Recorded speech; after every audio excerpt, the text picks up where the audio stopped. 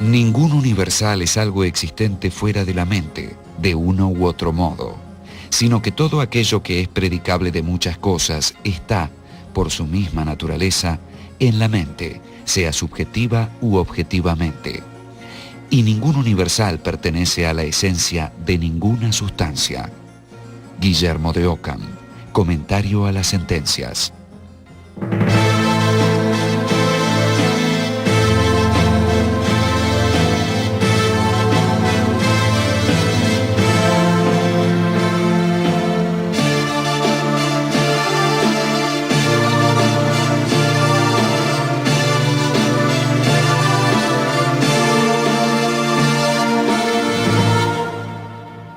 Guillermo de Ockham.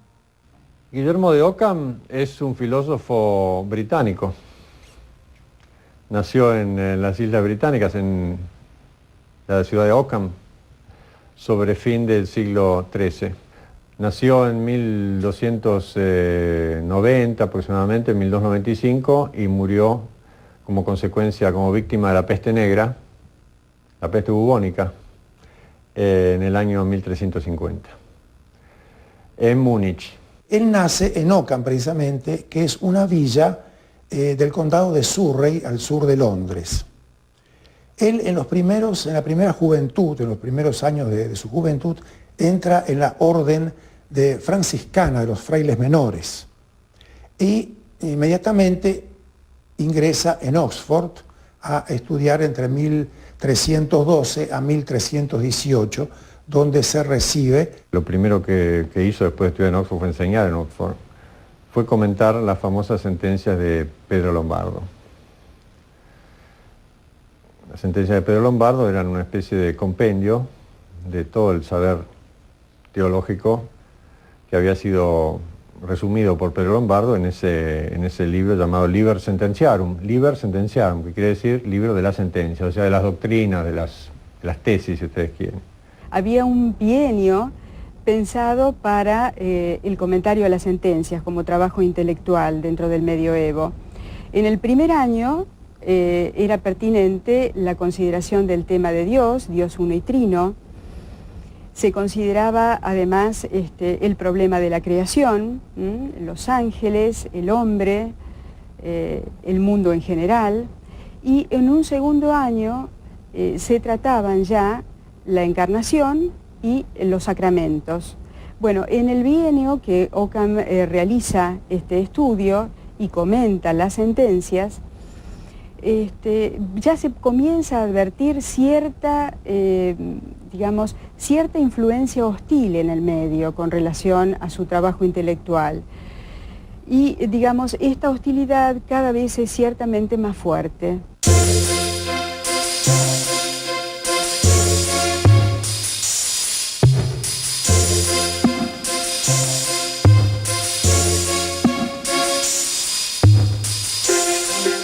El ambiente de Oxford estaba fuertemente influido por el realismo de otro teólogo y filósofo franciscano, Juan Duns Scoto. Enseñaba, de acuerdo con la tradicional interpretación cristiana de la doctrina platónica, la realidad de los universales, entendidos como ideas o modelos en la mente de Dios. Guillermo de Ockham no aceptaba este planteo. En su comentario a las sentencias, afirmaba que los universales no tienen existencia alguna fuera de nuestras mentes y que no corresponden a ideas divinas. Lo único real son los individuos particulares.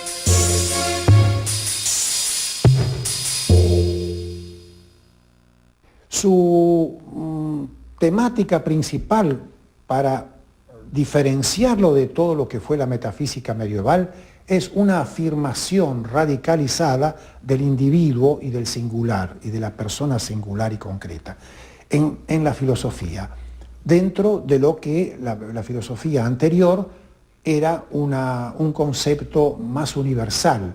El hombre era una criatura divina y dentro de ese sentido de su criatura divina estaba integrado en la naturaleza y en el universo. Acá el hombre es el individuo aislado solo. Por eso toda la filosofía de Ockham va a abrir directamente en política hacia el liberalismo individualista, por una parte, incluso en la política y en la filosofía moderna y contemporánea.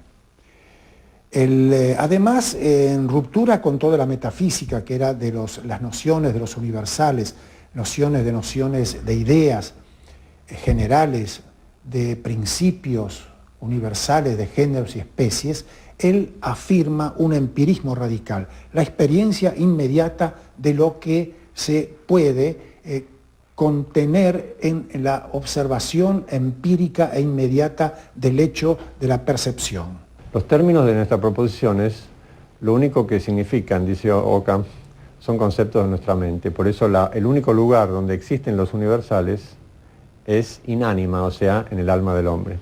Los géneros y las especies, hombre, animal, si algún tipo de existencia tienen, esa existencia es en nuestra alma, o sea que son puros conceptos mentales.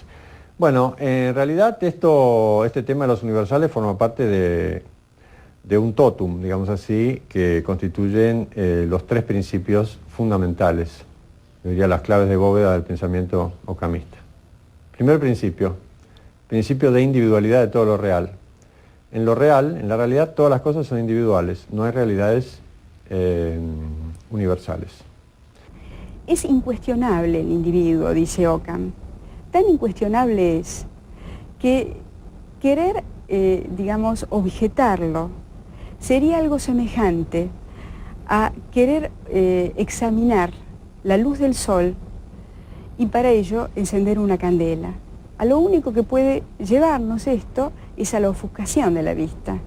Bueno, negar el individuo es negar una evidencia inmediata. Al mismo tiempo, digamos, si tratamos de hacer una ciencia, tenemos que tratar de hacer una ciencia sobre lo universal. ¿Y cómo podemos hacer una ciencia de lo universal si estamos partiendo de los singulares? Bueno, este es el gran desafío de Ockham, es decir, tratar de elaborar una nueva epistemología sobre una fundamentación distinta.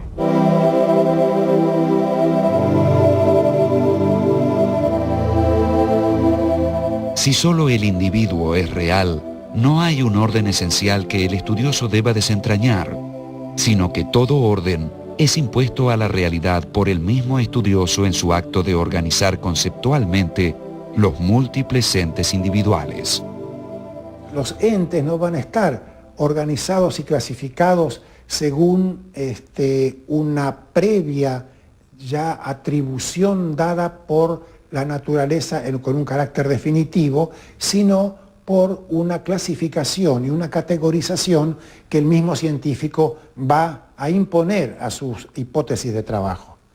Esto de alguna manera, aquí entonces, el realismo metafísico de los géneros y las especies queda cortado con esta vuelta al singular, al individual y a su clasificación serial del individuo.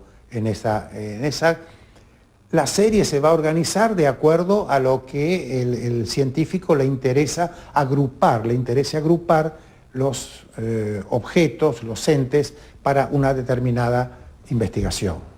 Ockham pretende, digamos, elaborar una ciencia que esté basada en una perspectiva distinta, que esté basada en el individuo.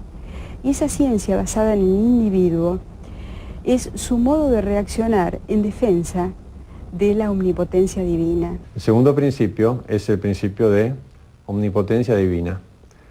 Este principio de omnipotencia divina decía algo así como Dios puede, o sea, Dios es omnipotente, puede. Dios puede hacer en la realidad todo lo que no implique contradicción. ¿Esto qué significaba? Significa que en realidad el mundo tal como es un mundo querido por Dios, pero no querido por un intelecto divino, sino querido por la voluntad de Dios, por un acto del arbitrio divino, no por un acto del intelecto divino. ¿Y qué significa esto? Significa que precisamente como Dios quiso el mundo de esta manera, podía haber querido de otra. Por eso este mundo actual es puramente fáctico, puramente factual. O sea, es una es un gran conjunto de individuos que están relacionados de determinada manera, pero podrían estar relacionados de otra. Lo que tiene este individualismo ocamista es que esta contingencia está dada en una innovación permanente de los momentos. Cada momento es nuevo. Al mismo tiempo, al ser nuevo, se interrumpe. No hay una continuidad, de alguna manera, de una historia ligada. Nuestra vida serían como momentos atómicos, aislados, que va a ser nuestra conciencia la que les va a dar un sentido. Todo orden contingente depende del absoluto poder de Dios. Con Occam tenemos que el Dios de las ideas divinas, que recorre de algún modo todo el medioevo, cede ahora su lugar a un Dios del poder, a un Dios todopoderoso. Y todo el universo físico está en relación a esta omnipotencia divina. Entonces, no hay un orden en lo natural más allá de lo querido por Dios. Después de los principios de la individualidad, de lo real y de la omnipotencia divina, el tercer principio de la filosofía de Guillermo era el principio de economía. ¿Qué quiere decir el principio de economía? No tiene nada que ver con el dinero.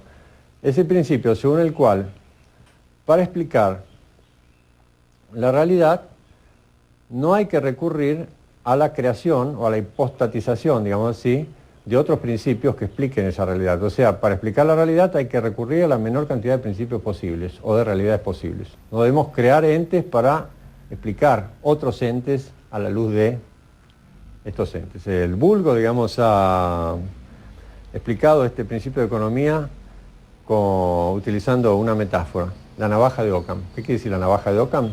La navaja de Occam es una navaja que corta, digamos, el mundo y recorta el mundo de modo de limitar la cantidad de entidades de ese mundo al mínimo indispensable. Esa navaja de Occam corta esas nociones tradicionales sobre las cuales la filosofía se venía sosteniendo y plantea un nuevo horizonte de comprensión. Entonces alguien humorísticamente dijo, raer la barba de Platón con la navaja de Occam. Hay múltiples menciones, autores diversos sobre el principio de economía, pero sin embargo en Occam tiene un uso particular. Este principio es un instrumento de elaboración de su propia ciencia y está acotado al orden de fabricación de teorías por parte del hombre. De ninguna manera se contrapone con el principio de la omnipotencia divina. Dios puede elegir el modo más complicado de obrar, pero sin embargo el hombre va a elegir el modo menos complicado de elaborar una teoría sobre lo real. El apartamento de la tradición escolástica por parte de Guillermo y sus doctrinas revolucionarias causaron desagrado e inquietud entre sus compañeros y superiores de Oxford. Todas las conductas de sus contemporáneos inmediatos son de alguna manera sintetizadas en la advertencia de Jean Lutherell, el canciller de la universidad. El canciller ciertamente le hace advertencias de distinto tipo hasta que finalmente consigue que Occam sea citado por el Papa en Aviñón en el año 1324.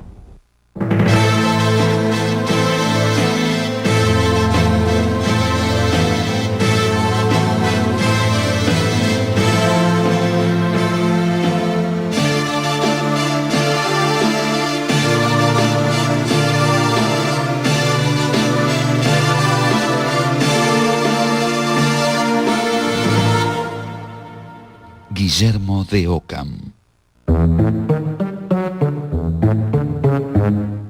Durante 4 años, Guillermo permaneció en Aviñón, esperando la resolución papal respecto a si sus doctrinas eran o no heréticas.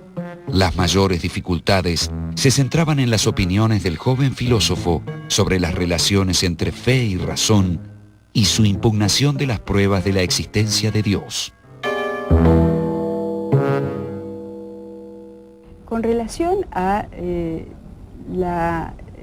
problema de la fe y de la razón, Occam plantea por primera vez también, y con un espíritu muy moderno, diríamos, lo que es la división entre los planos, el plano de la fe por un lado, y de la razón y de la claridad lógica por el otro. Ahora, como para Occam no existen legalidades o vínculos reales entre los entes de la realidad, tampoco existe la posibilidad de vincular esos entes por medio de la ley de causalidad.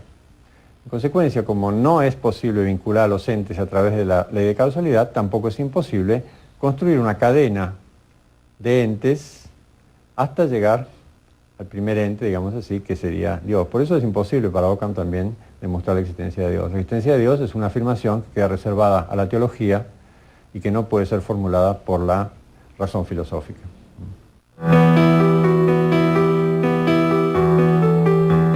La comisión nombrada por el Papa Juan XXII se demoraba en el examen de las opiniones de Guillermo, y éste aprovechó el tiempo redactando por segunda vez su comentario de las sentencias y retocando otros textos.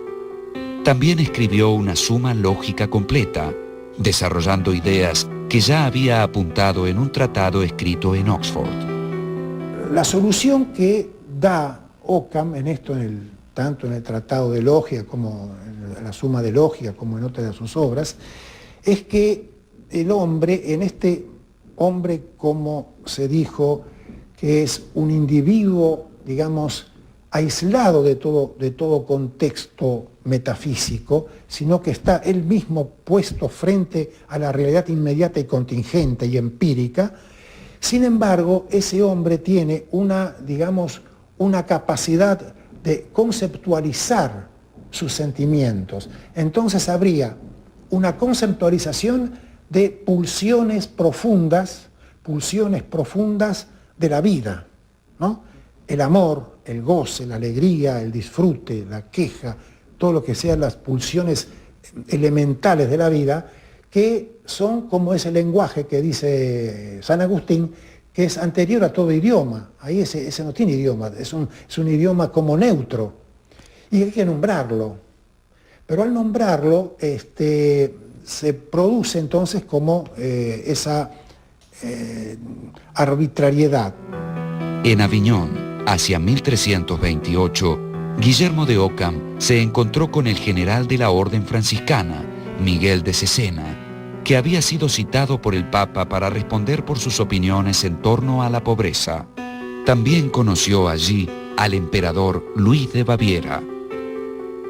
Recordemos que Occam fue llamado a la corte de Aviñón para explicar sus tesis presuntamente heréticas, y ahí en la corte de Aviñón se encuentra con otros franciscanos que sí habían sostenido, al contrario de Occam, tesis políticas. ¿Qué tesis habían sostenido? Bueno, la tesis según la cual la perfección evangélica, o sea, la perfección de cristiano, se logra a través de la pobreza, o sea, la renuncia a la propiedad. Para un papado con aspiraciones de poder, con aspiraciones políticas, realmente esta tesis era una tesis peligrosa, conflictiva. Por eso es que el papado también convoca a Miguel de Cesena a la corte de Aviñón para que explique en qué consiste esa tesis acerca de la pobreza evangélica. Bueno, ahí en la corte de Aviñón se encuentra Occam con Miguel de Cesena, y Occam hace causa común con Miguel de Cesena. Converge también Luis de Baviera, que buscaba en ese momento, tras ser ungido emperador, la investidura papal. Esta situación fue el desencadenante de una asociación de intelectuales y políticos que se manifestaron en contra de la autoridad del Papa, una autoridad muy discutida en ese momento en función de toda esta circunstancia. Esto hace que en principio se establezca una cierta alianza entre los tres. Guillermo de Occam, Miguel de Cesena y algunos frailes menores huyeron de Aviñón, y luego de participar fugazmente de un congreso general en la ciudad de Bolonia, donde se discutieron la pobreza evangélica, la caridad cristiana, el poder del Papa y la fiabilidad papal, siguieron su viaje hacia Baviera solicitando amparo al emperador. Para entonces, el Papa ya los había excomulgado. Y ahí hay una frase que se comenta, que dijo Guillermo de Ockham al emperador. Dice: defiéndeme tú con la espada, que yo te defenderé con la palabra. Desde aquí en adelante Ockham se va a dedicar a la tarea fundamentalmente política, de apoyo al rey de Baviera. La obra política de Ockham se estructura sobre la base de dos puntos, digamos así. Un punto es el problema de la pobreza. O sea, para Ockham el cristiano, o la perfección cristiana, se logra a través de la renuncia a la propiedad. Para una corte pontificia, digamos, para la cual la renuncia a la propiedad no era, digamos así, lo más característico. Esto era realmente un problema para el papado. Por eso el papado discute en uno y otro escrito, en términos jurídicos, muy fuertemente con Ockham acerca de este tema de la pobreza. Y el otro problema que surge en estos textos es el problema de la plenitud de poder. O sea, si el Papa puede pretender tener la totalidad del poder, incluso el poder temporal, no solamente el espiritual, o no puede. Naturalmente, es una disputa que se viene arrastrando desde hacía muchos siglos. Víctima de la peste negra, Guillermo de Ockham falleció en Múnich en 1350. Poco antes, el Papa Clemente VI, buscando una conciliación, le había propuesto una retractación de las contumacias que había escrito contra el papado, a cambio del levantamiento de la excomunión. Otro tema también discutido es si Ockham murió reconciliado o no con la Iglesia. Hay autores como Baudry o Werner que entienden que Ockham murió reconciliado, pero sin embargo no hay documentos que esto lo testifiquen. Incluso el sello de la orden, Ockham lo conservó hasta el final, lo cual nos hace suponer que muy probablemente este hecho no se diera. Con Guillermo de Ockham comienza a desarrollarse en la filosofía europea el espíritu crítico que tan importante papel tendría en los siglos siguientes, en el pensamiento científico y filosófico. La influencia del nominalismo e individualismo ockhamista se refleja en el ámbito del saber, en la concepción antropológica que implica y la importancia dada al lenguaje. Si cada individuo es un átomo aislado, solamente tiene, digamos, reconocimiento, situación y posición dentro de un discurso, no de la historia, porque no hay una metafísica de la historia, sino una posición en el cual el individuo va a ser nombrado de alguna manera. Entonces, el hombre solamente tiene posibilidad de reconocerse en el lenguaje y en la palabra. Después hay otra influencia que bien puede haber provenido del espíritu ockhamista, que es la influencia sobre la tradición protestante o la tradición individualista. O sea, Ockham es un defensor del individuo y los derechos del individuo.